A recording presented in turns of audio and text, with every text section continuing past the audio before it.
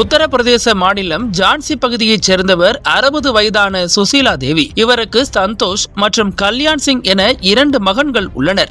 மூத்த மகனுக்கு திருமணமான நிலையில் இளைய மகன் கல்யாணுக்கு சில ஆண்டுகளுக்கு முன்பு பூஜா ஜாதவ் என்ற பெண்ணுடன் திருமணம் நடந்துள்ளது.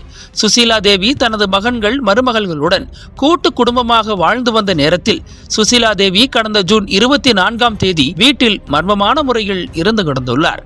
போலீசார் நடத்திய விசாரணையில் வீட்டில் இருந்த 8 லட்சம் ரூபாய் மதிப்பிலான தங்க நகைகள் கொள்ளையடிக்கப்பட்டிருப்பது தெரியவந்தது.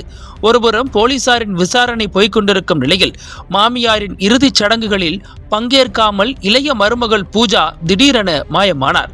இதனால் சந்தேகமடைந்த போலீசார் பூஜாவை தேடி பிடித்து விசாரணை மேற்கொண்டதில் பல்வேறு திடுக்கிடும் தகவல்கள் அம்பலமானது.